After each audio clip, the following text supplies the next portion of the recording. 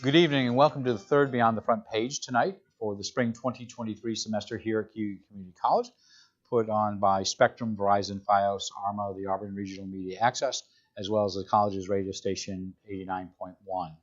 I'm your host, Guy Cosentino. We are delighted to have in our studio Father Vasile Colopelnic.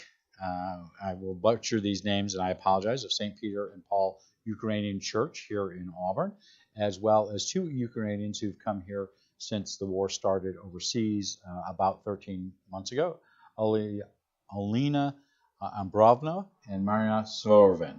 I hope I've come, and you can correct me as we go along, but we've asked them to come in to talk about not only their experiences here in Auburn, but how Auburn is helping to aid those in Ukraine as we talk about the war that started on February 24th, 2022. I want to thank you. You've rescheduled several times. We've had a snowstorm in between. I know you were a college student here. I know the professor up there has already said you have to tell everyone he's your favorite professor. Yeah, exactly. You don't have to say that, though. But welcome to all of you, and welcome to the United States. Thank you. Father, I'd like to start with you, if you don't mind, because your church has been the center of a lot of things that have gone on, really positive things in the last 14 months. So the first thing is, how many people from Ukraine have come to Auburn? So when the war started on February 22nd, 2022, last year, we as a church community understood that we have to help Ukraine. And initially we didn't know exactly how, in what shape we would do this. But I understood very early, just quite in the first days of the war, that there will be refugees coming, leaving Ukraine for safety, reaching to Europe and probably the United States. In April, the US government opened a special program for the Ukrainian refugees, accepting initially 100,000 Ukrainians to come and seek safety here. I don't know exactly the number now. Probably. No, but how many did you bring to Auburn? How many would be brought to Auburn? So we started to work with different people. Different people started to contact us as a church through the Facebook page and other social media platforms. We had last month 27 Ukrainians in Auburn, adults, children together. Among these 26 actually. Among them, 6 left to California a few weeks ago. They found some better job opportunities there. And 2 people returned to Ukraine. Is it safe? A mother, it wasn't safe, but a mother and a daughter. Initially was the daughter who came here, then her mother later joined her, but they still have the mother's mother, or the grandmother, left there in the city of Dnipro. And I think they were very concerned for her safety, so somehow they decided to go back. So are the 27 who've come, you've mentioned them as refugees. So 26. 26. Are they considered refugees, not immigrants? They are refugees, yes. Okay. Yes. So is the plan that, I guess to both of you, did you choose Auburn, or was there an opportunity? How did you end up in Auburn? Other than you were going to Sam and Sheila G. and Greco's house, and who wouldn't want to go there? How did you end up in Auburn? So, jak wy popaliście do Auburn, jak przyjechali tu? Саме до Auburn. Do Чому я Auburn так? sami. For me, it's easy because I have too much friends in Europe. I made connect in Facebook, in Instagram, and when I come in America, for me it's like travel because I have too much friends. And my friend helped me. I come in Auburn because I have communication with Father Vasile, and he give me tickets, Brussels, New York. And after I come in the house to my hosts, Sam and Sheila. It's very good American family, and now I live and I happy. And how did you end up in Auburn? So before America, I lived for 3 months. I lived also in Europe, in Germany, and here in Auburn, I have my relative, and this relative helped me to come here also together with Father Vasile, and they both helped me to move here. So did a number of the 26 have some connection to Auburn, or were in some cases it's just, we're here, we'd love to have you? None of them had connections to Auburn. Okay. It just happened through social media. People would show their willingness to come here. So we as a church. So let me tell you this, Guy, what happened with the starting of the war in Ukraine. Our Auburn community, not only the Ukrainian Catholic community in Auburn, but beyond Cayuga County, and people started to call my office, just asking, how can we help? What can we do? So at that time, I understood I have to open a new special account called the Charity Fund for Ukraine at the church, and we accepted these financial donations. Through those donations, we were able not only to help Ukraine, but also purchase tickets for Maryna, her sister, Olena, and other people. So most of them came through that fund. And also some of them, like Maryna and her sister, and others were even sponsored through some of the members of my church. So we looked how to help, but do you mostly still have ongoing expenses? Not for them anymore, but we are helping Ukraine now. Yes, Ukraine is in a dire need of help. I'm cooperating with different volunteer organizations, churches, hospitals, and we help them. Yes. I know you were on the front page of the Citizen on Sunday, on the community section, because you're doing things with Literacy Volunteers of America. Mm-hmm. But you're also working right now at Seward School. Am I correct on that? Oh, yes. What are you doing at Seward? I'm teacher aide. Okay. And I'm happy because I have diploma to Ukrainian philologist and publisher and editor. And my host Sam helped me because he worked in school Svorin too many years, and it's very good for me because he's a member of our school board, but he's also yeah, he was at Seward School for yes, so. And I like children. I work with children 6 years, 7 years, 10 years, and 13 years.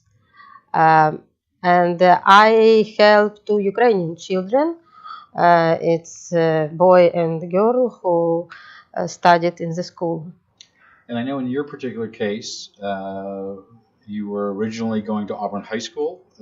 Did you end up starting there, or I know you met with Dr. Durant? Yes. And I know we have two Ukrainians. You're one of them who's here. So what were you doing in Ukraine before February 22nd of last year? So before the war, I also studied in my college, and I received my degree for 1 month before the war, exactly. So I cannot continue to work in this direction because, as you know, tourism was closed, and we just closed our board also, so it was impossible. And I worked last 2 months as photographer before to came in Germany. And what are you taking here at Cayuga right now? I take my mass media. So I'm studying mass media. Oh, mass media. Mass okay. Media, yeah. All right. And so for both of you, what has been the biggest transition? I read the story a couple of weeks ago in the Citizen, but I wanted to hear from both of you. What's been the biggest transition for both of you coming here? I heard transportation was one, because we don't have the transportation system. You have a much more advanced transportation system there. Mm-hmm. But I know you're doing literacy volunteers. Has there been anything for a transition for you for here that's been I didn't expect that when I came to the United States. I don't know, maybe it's something in mentality, because we really have some different sides. It's like you're very open, so for me it was very new, and I'm just trying to get used to all this openness. So yeah. So I'm assuming, I believe you're married. Am I correct on that? Yes. Are you married? I'm not. Okay. So in doing this, you had to make a decision to leave a war-torn country. I know that was a tough decision there, but you've left family, and your husband is fighting against the Russians. Am I correct on that? Yes. Okay. Yes. So you've left family there. Are you in constant contact with them? Yes, exactly. We just calling each other and sending message. I have my older sister there and my mother. And your hope is to return to Ukraine, or are you planning to stay in the United States? Honestly say it depends how long war is continue, because nobody knows what will be in the future. So I'm just waiting till something will. So, Father, in doing this, and you've brought these individuals to the United States, what other supports is the church providing that you are helping them, in essence, establish a life here, and you don't know what the end game is? So, as I said before, with the starting of the war, people started to show their generosity, their openness, their readiness to help. And Sam, for example, John Greco was one of the first people, because we started to have services for peace at St. Peter and Paul Church on a daily basis.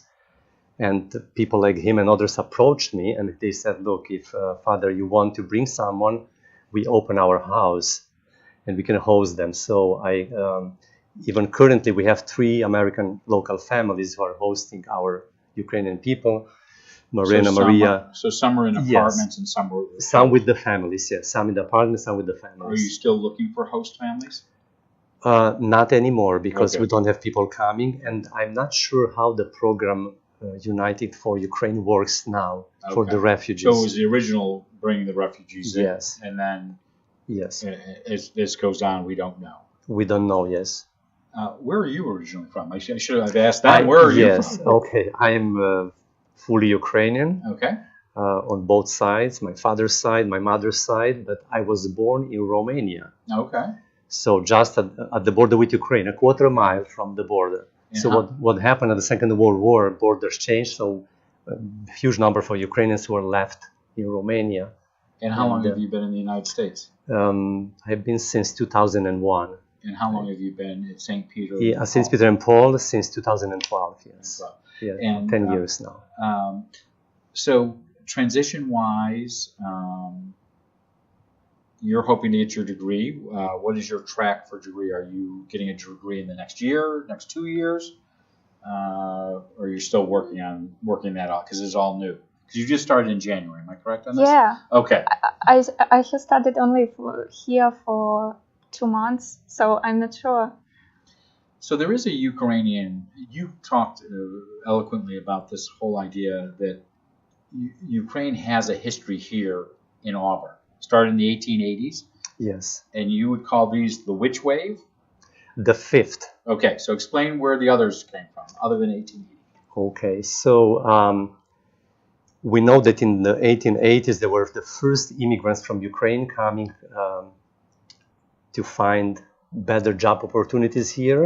The U.S. was in industrialization started to flourish much better than in Europe, and that was the time when they started to think about establishing St. Peter and Paul Church. But initially, from what I know from our own archives, our church members at the time they attended the Holy Family Church. Okay.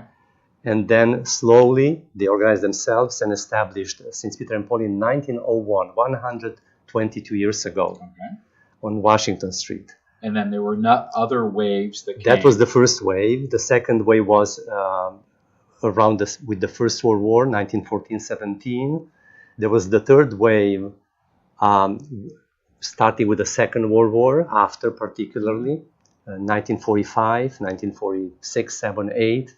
That was probably the largest group of Ukrainians coming to the US, Canada, Brazil at that time. That was the third one. The fourth is the 1990s with the fall of the communism in Europe. Open borders. Yes. So, and this is the fifth wave. So we had 1, 2, 1880s and 19 probably. One was a work immigration and the second 1990s, and 3 others 1945 after. 1914 before, and now it's a political immigration. So they are forced to leave they were forced to leave. Yes. And we should say this, that I think I read one statistic where Hugh County has a very large highest number of Ukrainians by population in New York, upstate New York. That's what I heard. I never knew that, but I think it's true. Probably not currently. What that means is that if you look, if you ask our Auburn families, many of them have relations to Ukrainian backgrounds, but it's possible. I know that in the 1960s, 70s, our church was a very large community here. And did most of the refugees who are coming right now, are they all from the same area of Ukraine, or are they spread out? They are not, actually. You see, Olena is from the suburbs of Kyiv, the white church called the region, actually the suburb. Bila Cerkva, Maryna and her sister Maria are from Vinnytsia, the Vinnytsia region. It's a southeast, right? A little bit, mostly so south. In either case, are either of the areas that you're from have not been overrun by Russians, have they? I know Kiev. No. So the area. Vinnytsia, no. Okay. Also. So on the day the war started in February of last year, what were you doing? Either one of you. What were you doing on the day the war started? When war started? Yeah, того дня. For me, it's terrible because the morning it's like jak звуки бомб. The sound of the bombs and Yes. that was which really put people in panic.